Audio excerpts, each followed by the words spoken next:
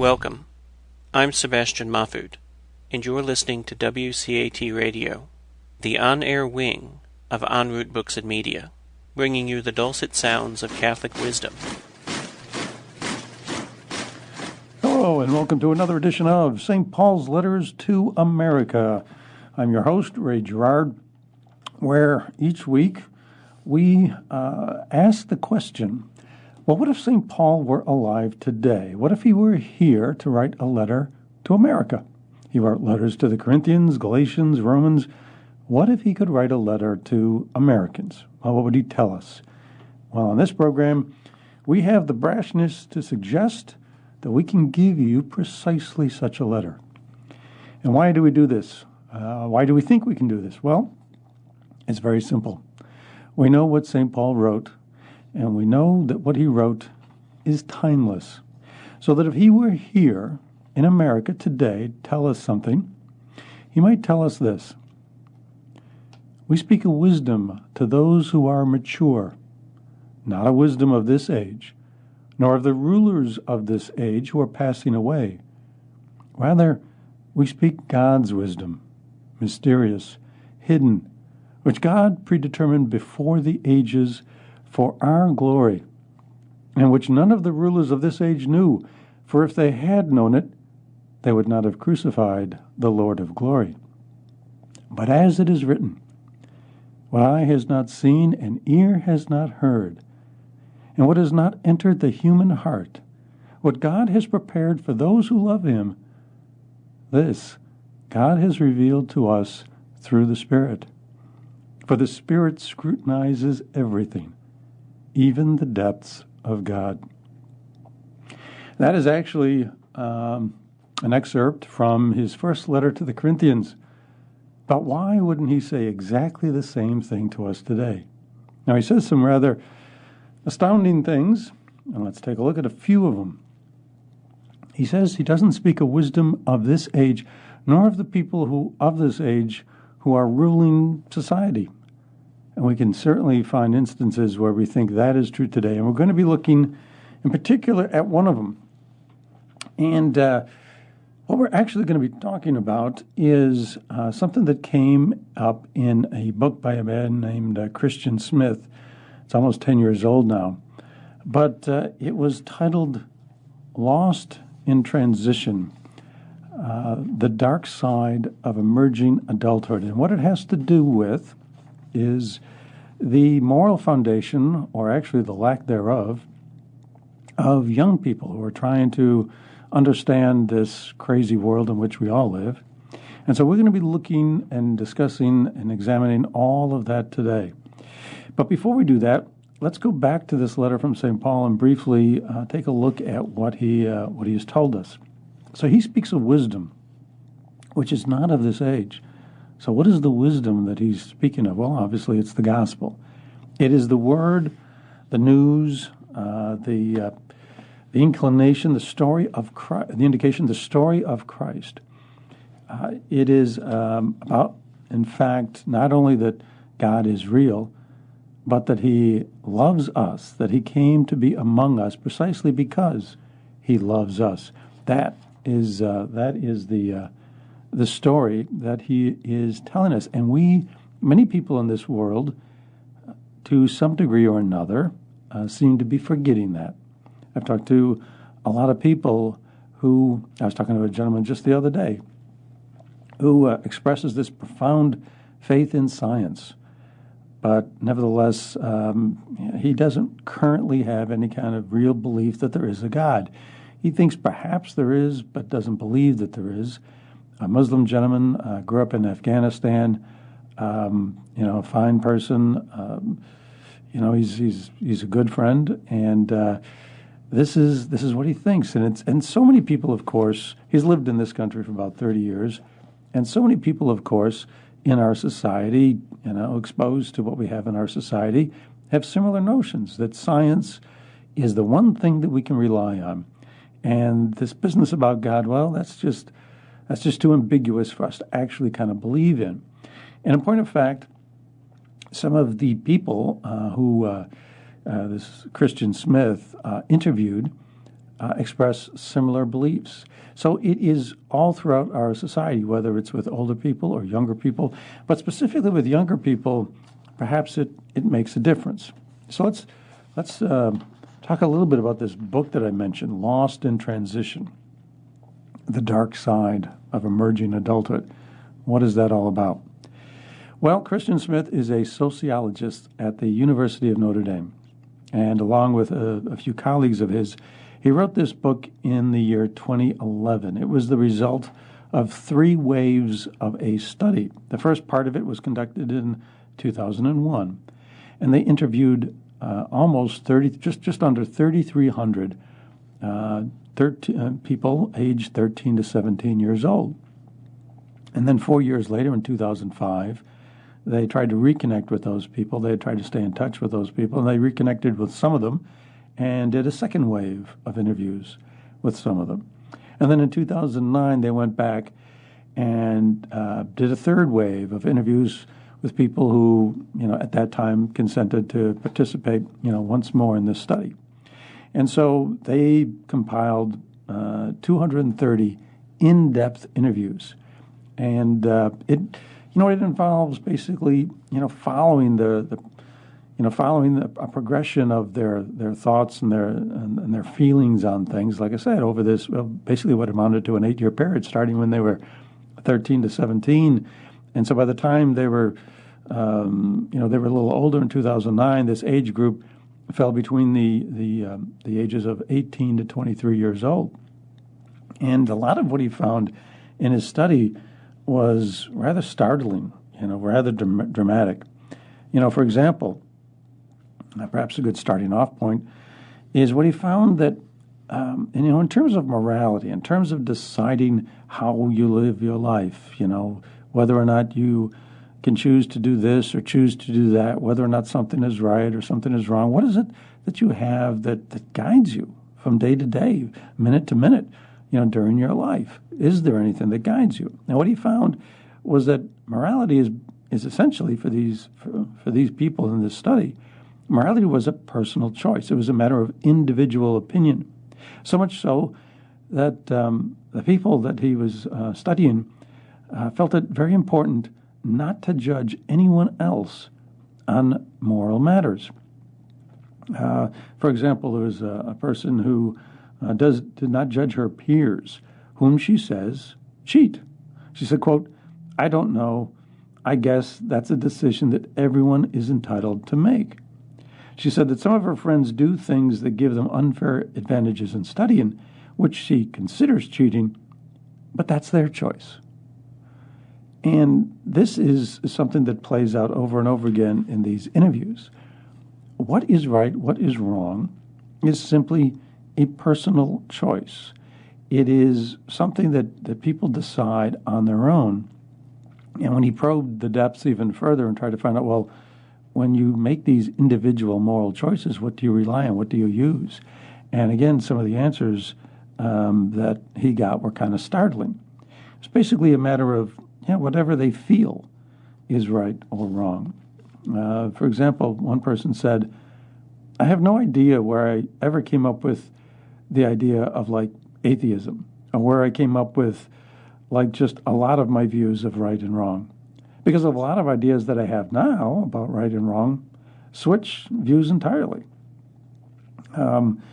He's found out that, for example, if a person did not think it was wrong, then they would, by definition, not be breaking a moral rule.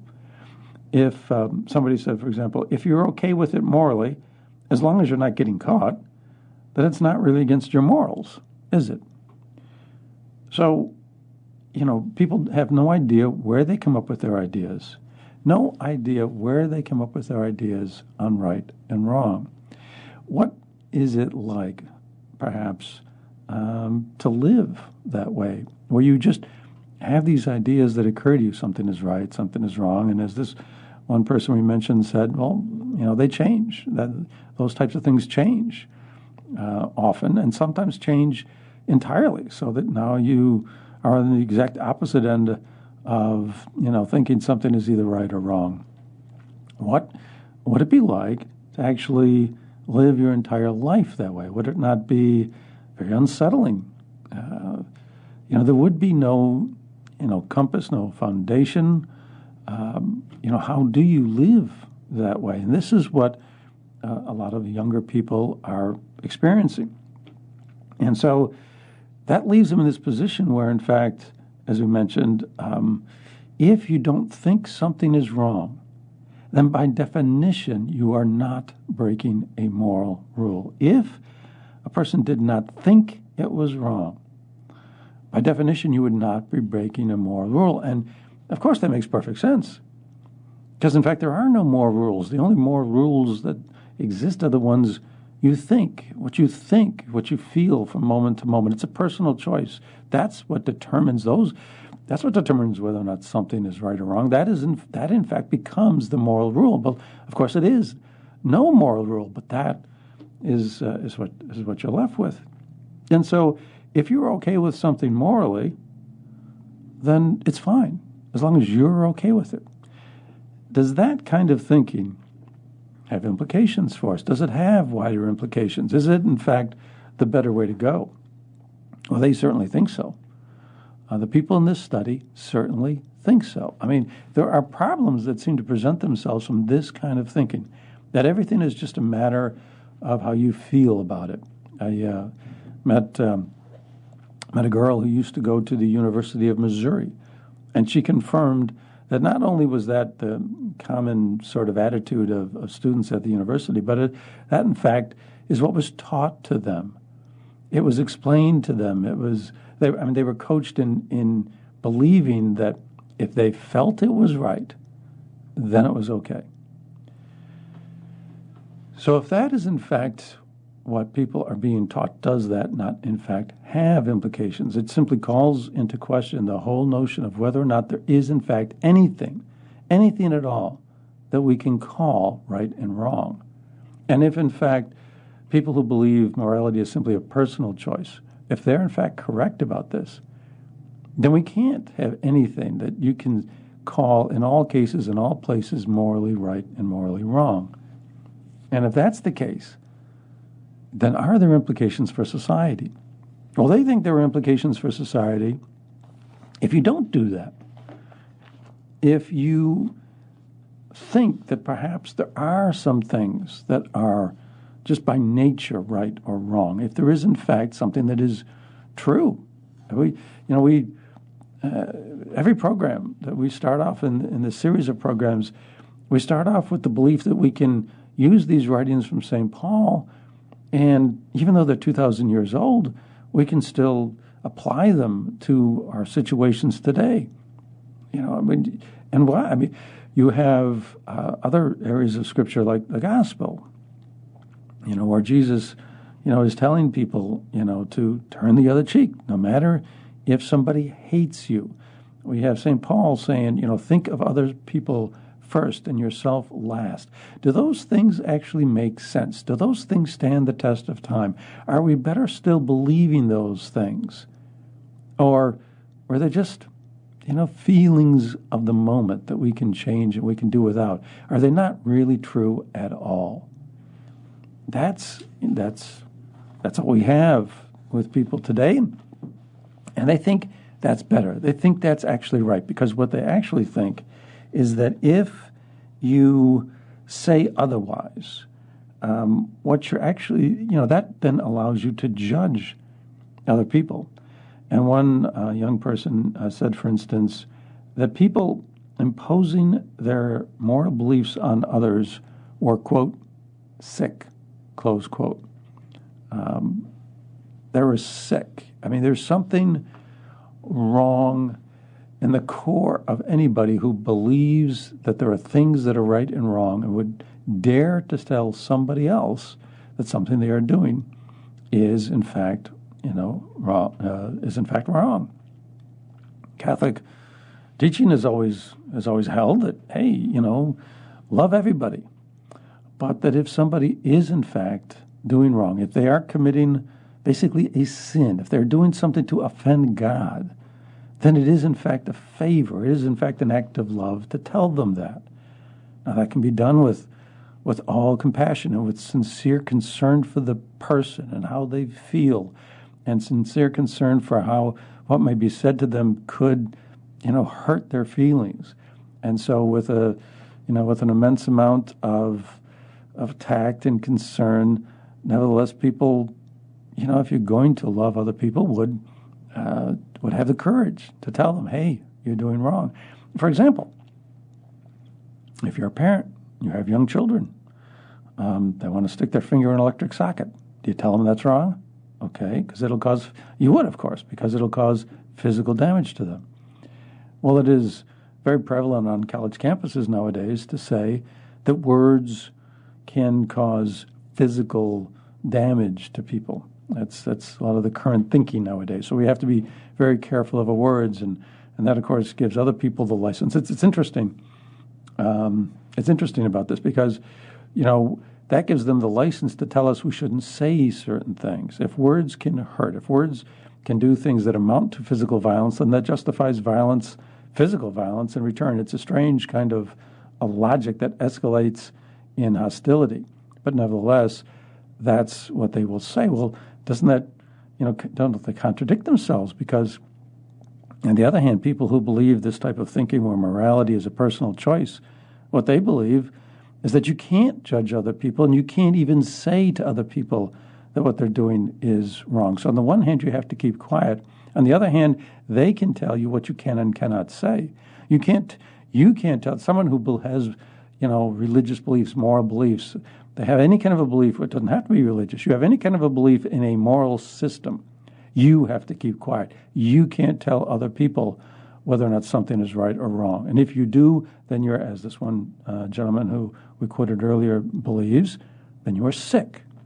On the other hand, in the name of tolerance, they can tell you what you can and cannot say. So it's an intellectual authoritarianism, which is based on inconsistently applied principles. Rules would apply to people who have religious beliefs, but the same rules don't apply to people who don't. Which is sort of interesting. I mean, the idea that all morality is personal, they don't really believe in it, do they? If they believe that certain speech is hateful, then they reserve to themselves the right to judge. And how they judge based on what? If everything is personal, suppose that I say something they judge to be hateful. On the basis of what is it hateful? Well, but by the logic that we quoted earlier, if it feels right to me, it's okay. By definition, I can't break a moral rule. Well, they would say no. A lot of people on college campuses today would say no. That's not right. What you said is hateful, and they have to be relying on some type of a judgment system. Now they will say, for them to tell me it's wrong, then there has to be a system that not only is simply their personal choice, but something that applies across the board to them as well as to me. In order for them to say what I might say is wrong, they have to believe that. So there's an inconsistency. There's a contradiction in terms. There's a fatal flaw of logic in what's being applied and what's being taught. And we'll see that this prevalence of inconsistencies is just not something so isolated, but it will show itself again. So that's what they believe, that other people who have these moral systems, they're actually the cause of social problems.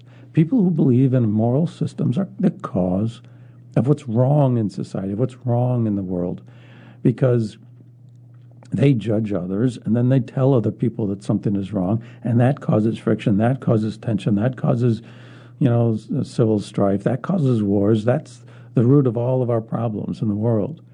And so we need to basically believe that morality is personal, that there are no moral systems, and we got to stop trying to impose moral systems on others. Okay? We just suggested that there are logical inconsistencies in what's being said. Is there not another logical inconsistency in this?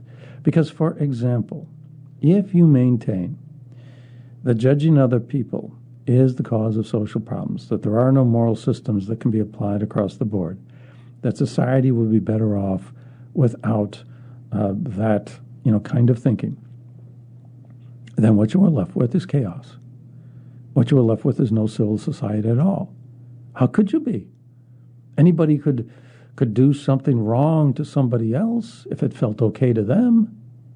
And if all of society worked on that principle, then how could we put anybody in jail? How could we ever say something is wrong?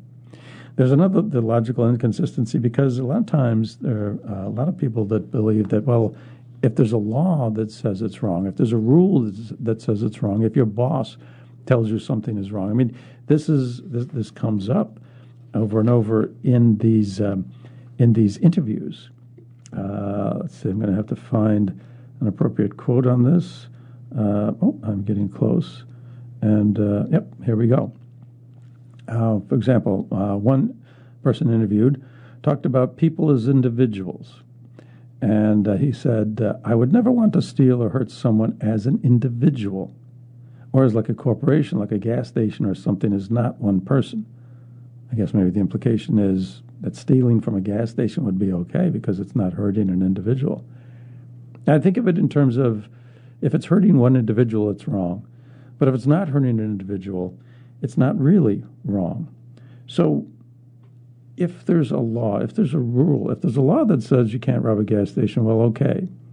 But what? Otherwise, if not, and I'm not just, that actually is not the best quote on this. There are others. I just, can't locate them at the moment. But the interviews did maintain that.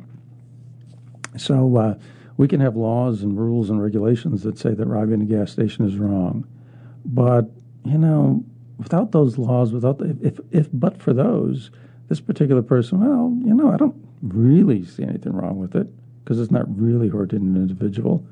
So now this is the logical inconsistency here, because what do you base the laws and rules on? If this particular person thinks that's right, well, I don't really see anything wrong with robbing a gas station as long as it's not like a family-owned business of somebody I know. But if it's corporate-owned and bigger, well, then that's okay. If one person in society thinks that, if another person in society thinks another or thinks likewise, how do we ever establish any laws or rules?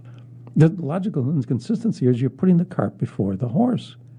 To say that something is morally right or wrong because it's in a law, because it's something your boss tells you to do, because there's an authority, a source of authority that tells you it's right or wrong, begs the question and forgets entirely the question of, well, where did those laws come from?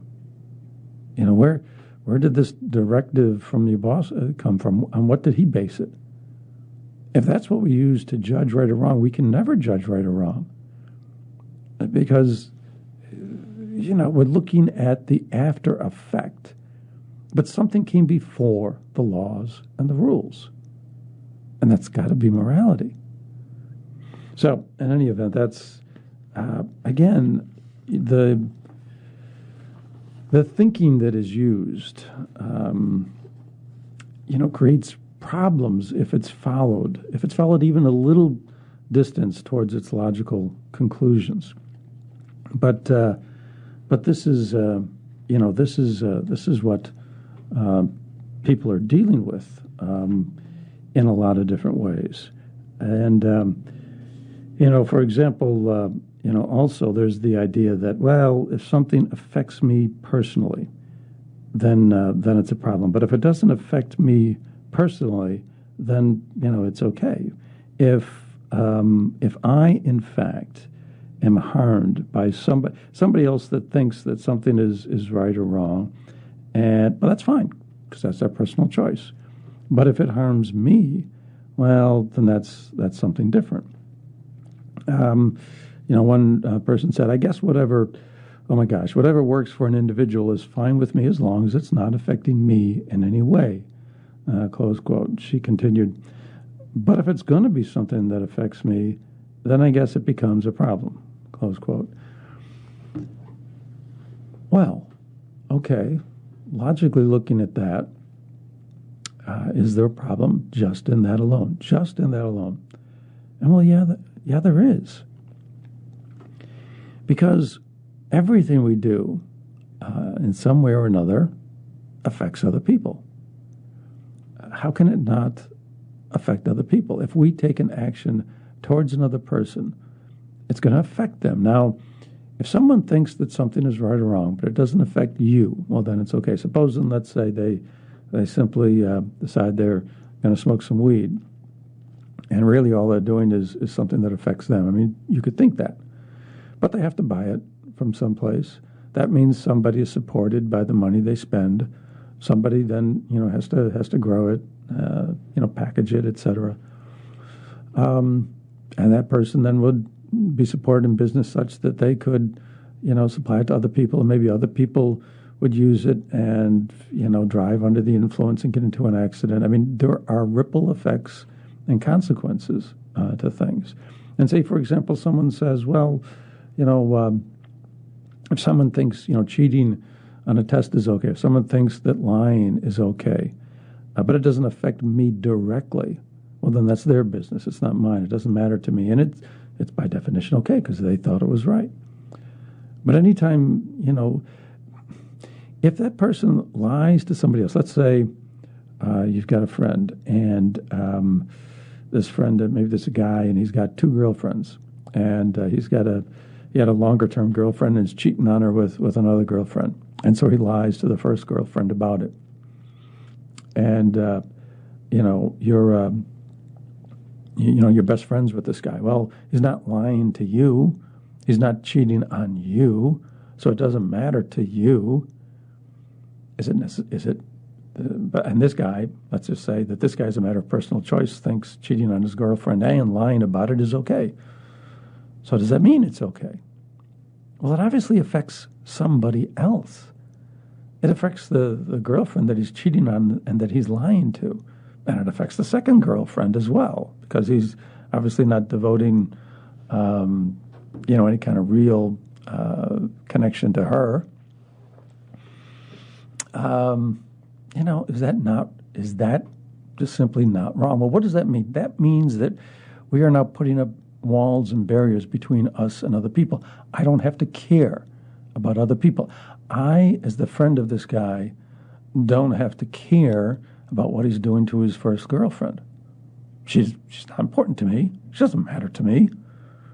Now, of course, Christ and St. Paul taught us something different. As I said before, Christ said, you've got to think of other people first, yourself second. The golden rule, right? That flips that all on its head. And that's okay, because there are no truths that stand the test of time. It's all a matter of personal choice. But what is it going to be like if we live like that? The World War II generation was called the greatest generation. People, they grew up in the Depression, World War II. They made tremendous sacrifices for other people. They shared food with other people when they had little. They gave up their lives to prevent totalitarianism from spreading so that people could be free. They sacrificed their very lives for other people. They believed in this notion of others coming first. Is society better off if we don't think that way? If everybody in society thought me first, are we going to have more hostility? We talked about the inconsistency in this, the illogic in this. And the idea is that we have to respect other people's personal choices. And if not, we're being cruel to them. So in the name of trying to, establish a more peaceful world for everybody, we're actually creating the opposite. Because now nobody has to care about anybody else. Is that really going to get us closer to the goal of, more peace among all of us? Is that really what's going? There's an inconsistency here. When you start off with a bad foundation and you go from there, you just end up farther and farther away from anything that's true. And good things truths produce truths, and things that aren't, produce the opposite. That's what we examine on this program every week, and we're seeing it play out here, on this one as well. We don't have to help other people. If you're only concerned with yourself, then you don't have to help other people. This is the logical consequence. This makes perfect sense. It follows, and this is what people, younger people, this is the mindset and the way of thinking to which they're being led. And this was made very plain in one particular interview. A person said, well, quote, maybe if someone is burning in the car, you should try to pull them out. But no, not really.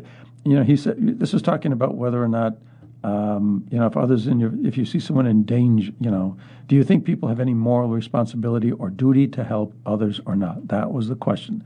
And his response, well, maybe if someone is burning in the car, maybe you should try to pull them out. But no, not really. No real duty to help other people. So he continued. Another question. What about helping people in general? Are we as a society obligated to do something? As a society, are we obligated to help people? I mean, this brings into question programs and the rationale for programs that we've had in this country for decades. We've had, welfare. We've had, unemployment compensation. We've had, Medicaid for people who can't afford health insurance. All of those programs are based on the notion that society has an obligation to help other people. There are lots of Catholic charities within certain, cities and dioceses around the country are based on this notion that people have to give in order to help those less fortunate. We've got organizations like Catholic Relief Services, Food for the Poor, Inc., who go around helping, hurricane victims, famine victims, all kinds of victims all around the world. And people give. People give to these charities with the understanding that these charities are then going to turn around and help those less fortunate. It's an opportunity to exercise charity. The very word charity, it means love. It means caring for other people. All of that, our social programs, Social Security, not Social Security, but welfare, Medicaid, all of these social programs, Catholic Relief Services, Food for the Poor, all of these charities, whether it's government or whether it's private charities, the whole rationale for these institutions to exist, to help others, is now what? Wiped out? The question was asked, what about helping people in general? Are we as a society obligated to do something?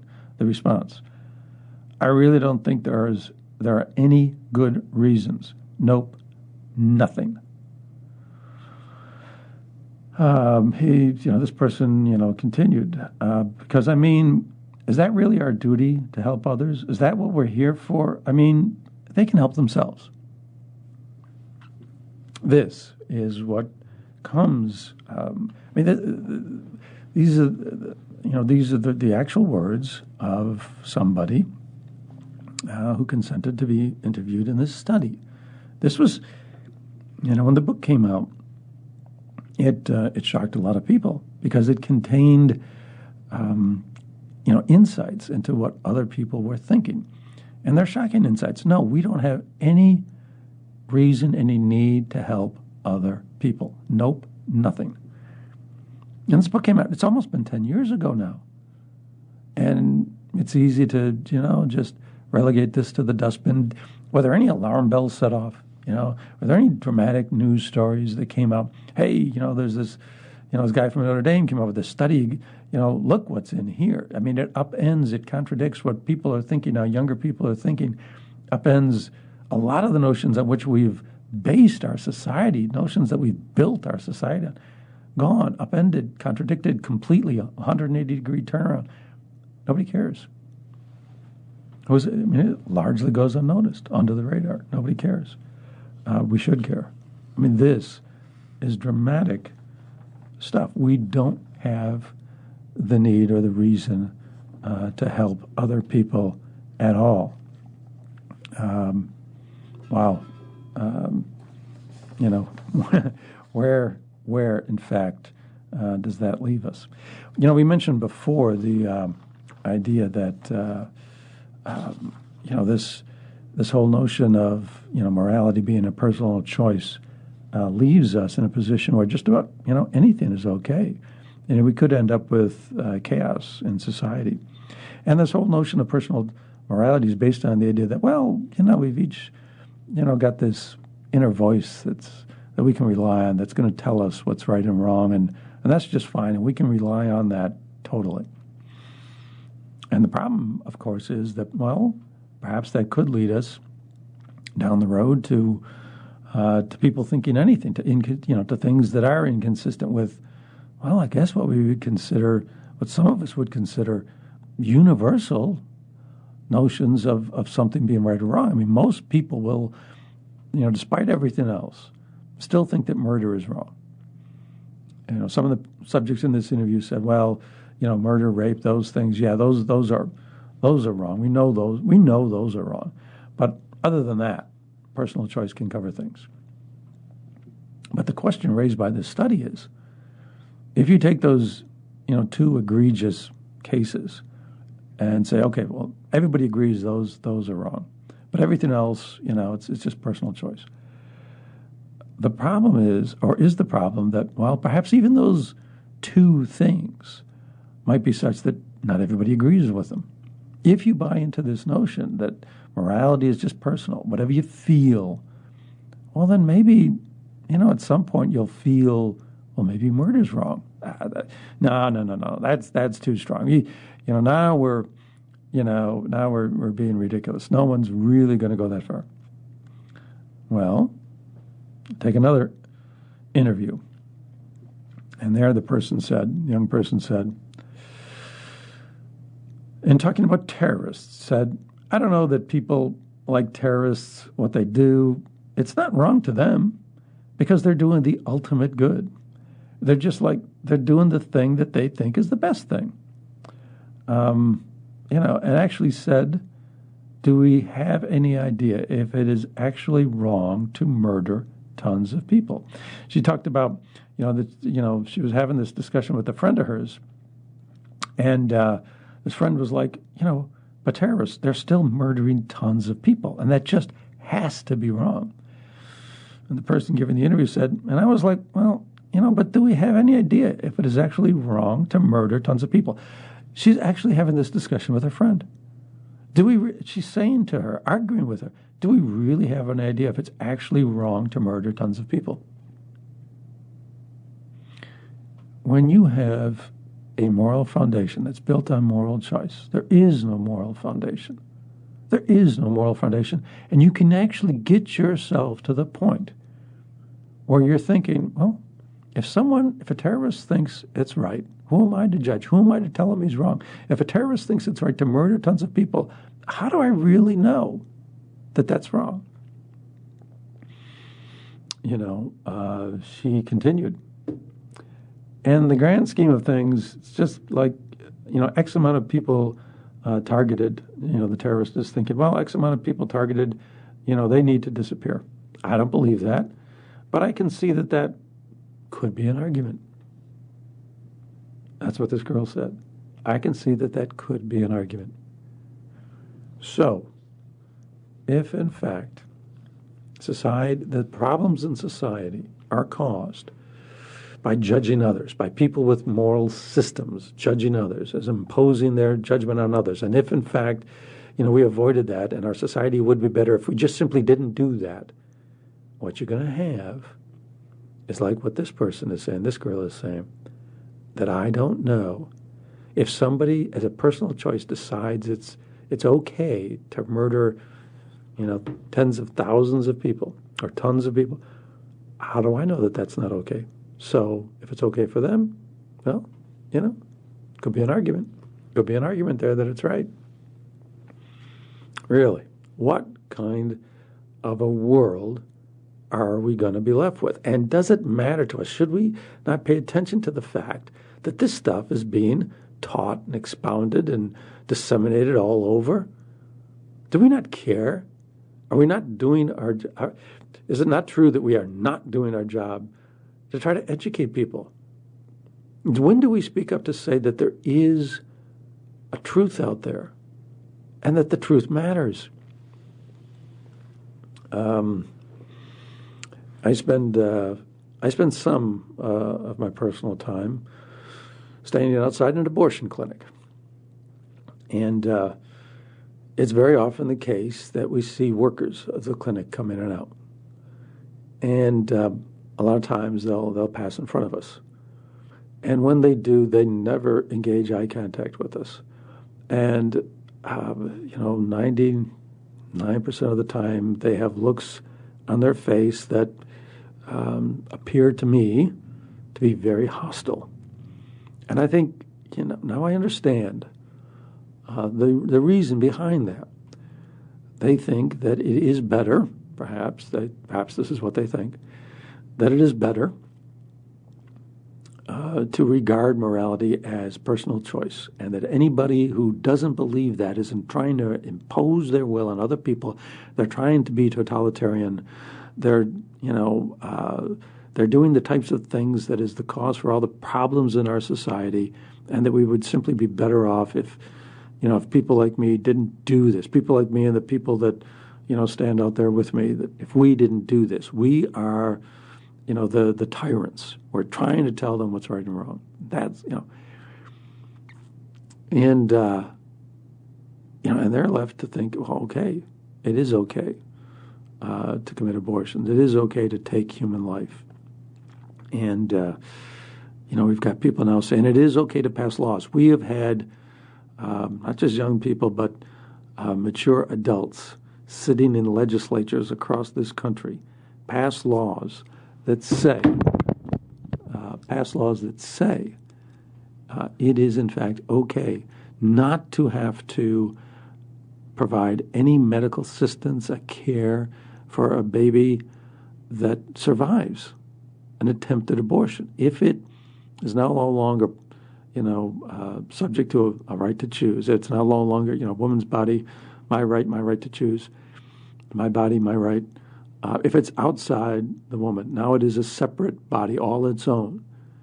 We have laws being passed that now say, no, it's not really a person. We don't have to help that person. Just like in these interviews, as we covered earlier, people believe, nope, nothing, no reason to help other people. So we can just simply let the baby slowly die. There are horrific stories of babies screaming for an hour, 2 hours before it expires. So that's okay. And people who stand outside abortion clinics should rightfully and can rightfully be met with anger and hostility, because we're the ones trying to impose some tyrannical notions on other people.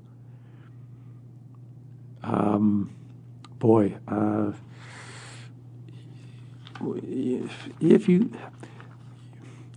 we're left with this condition where nothing is wrong.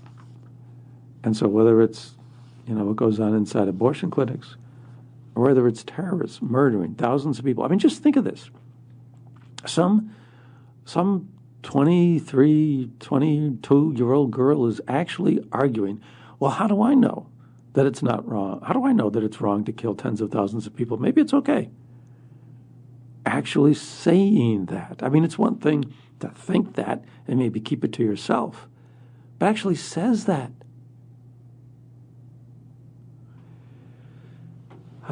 Should it not be disturbing on every level? Because if it's not, then I guess we can all kill each other. And that would, in fact, be building a better world. You could laugh at this, except for the fact that it's really not funny, and it should be scary. But for example, let's maybe take something very lighter, a much lighter example. We're talking about the hardest, most horrific kind of things, but there are lighter, areas in society where this comes into play. How about sports? Let's take sports, for example. Another person interviewed in this study was talking about cheating, and said, quote, "My high school football coach used to tell me that, quoting him, if you ain't cheating, you're not trying," close quote. Another person said, recently got pulled over for a DUI, and thought at the time, well, he didn't think there was anything wrong with that. drinking and driving, until he got pulled over for the DUI. Then he regretted it, but not beforehand. So, this idea, it's personal choice. So cheating is not, so of course cheating's okay. They're being taught this. The high school coach said, if you're not cheating, you ain't trying. And now, people are wondering, well, geez, how is it that the Houston Astros did what they did? They, now it's understood, it's plain that they were stealing signs, so that batters and relaying them in real time, so that batters in the batter's box knew, because of a technological method, organized cheating, perpetrated with multiple people all participating in this cheating system, so that in real time, the catcher signals to a pitcher for the balls that were going to be thrown could be relayed, so that the batter in real time would know what pitch was coming. And the Astros won a World Series using that system. Did it not help them? Oh my goodness! You talk to anybody who's played baseball, and they'll tell you for a fact that would be a tremendous benefit to be able to know what pitch was coming. Oh my, So, but it didn't hurt anybody else, right? They thought it was right. What about the other teams that didn't play the Astros, in the World Series? What about the other teams? Well, they weren't directly affected by it. I mean, they didn't get to the World Series, but maybe they didn't get to the World Series. They played the Astros, but they only played the Astros. I don't know how many times a year. They lost other games to other teams as well, and that's why they didn't get to the World Series. I mean, you could make that case. So they weren't directly harmed. When you talk about in the World Series championship, who's winning the World Series championship, it only really in the World Series affected one other team, the Astros were playing in the series. So it didn't harm anybody. Of course, now the sport is in severe disrepute. The reputation of the entire sport, is harmed and being dragged through the mud. And, there are a lot of people now calling for the World Series title to be stripped from the Astros, and for good reason. Cheating is cheating. And if it helped them win it, and a lot of people think for sure it absolutely did, well, then how can the title, how can anybody have confidence that the title was appropriately awarded to them? What would have happened if they hadn't cheated? It's crazy. So you can see it at the high school football coach level. You can see it on the professional level in the World Series with millions of dollars at stake. This is what happens. These are not, these small things can grow and grow to the point where now they become very big things. And our society as a whole now lives with this. And if this happens, and this already has happened. This is not a fictional story that someone wrote about, this case. Well, hey, just imagine a World Series being decided by cheating. This has happened. Back in 1919, the White Sox, the players that were involved in a scandal where they broke the rules then, were banned for life from the game. What's going to happen to these guys who participated in this system? If they're not banned for life, the message will go out. Hey, you can cheat to some degree, and it's okay. And then what will happen? I mean, it'll just simply reinforce the notion. Some things are okay, sometimes they're okay, sometimes they're not. Who's to say? How can you say for sure? And we'll have a better society. All of us will. Because there are no timeless truths, whether they come from St. Paul. You don't have to believe them.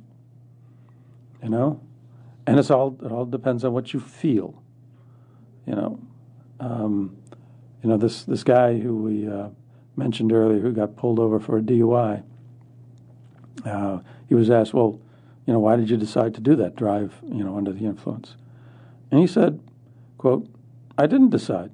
I figured I'd done it plenty of times before and not gotten caught, so I figured I'd be able to make it one more time. Close quote. I didn't decide. Well, they can't decide. One of the consequences, one of the shocking results of this study is that people can't decide. whether something is right or wrong. They don't have the moral foundation to do it.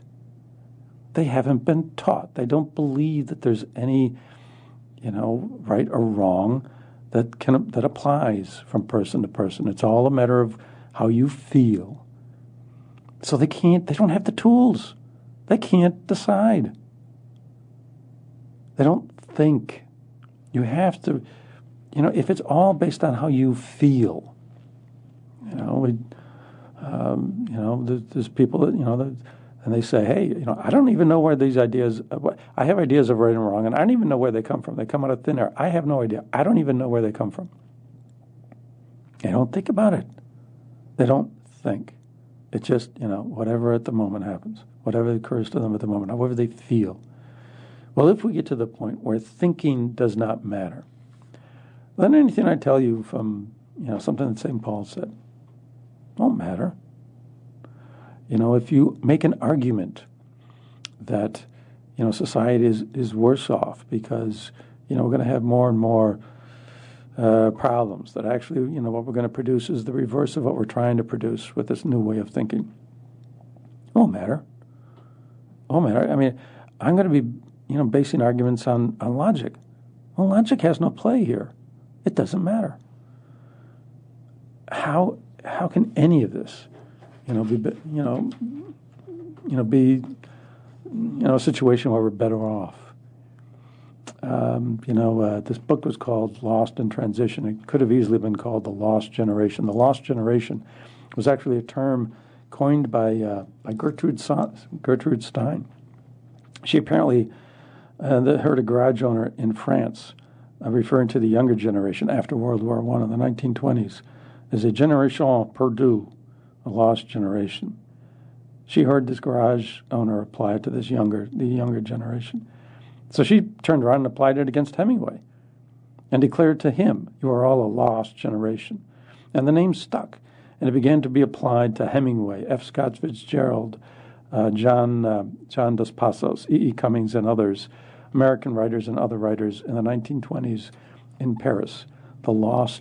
They were a lost generation. World War II upset everything they understood as true or real, and they became lost. They didn't know where to turn. They didn't know what was true anymore. That was 100 years ago, after World War I. Could we not easily, just as properly apply it to this generation? No way of knowing right or wrong. Well, this has hopefully been provocative. Hopefully we've shone a light on something perhaps you weren't so quite aware of. So we hope we've provoked some thinking in you. We hope you've enjoyed it, and we hope you'll join us again for another edition of St. Paul's Letters to America.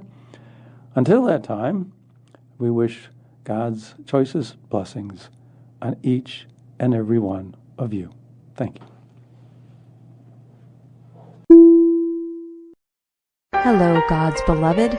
I'm Annabelle Mosley, author, professor of theology, and host of Then Sings My Soul and Destination Sainthood on WCAT Radio. I invite you to listen in and find inspiration along this sacred journey we're traveling together to make our lives a masterpiece and, with God's grace, become saints. Join me, Annabelle Mosley, for Then Sings My Soul and Destination Sainthood on WCAT Radio. God bless you. Remember, you're never alone. God is always with you.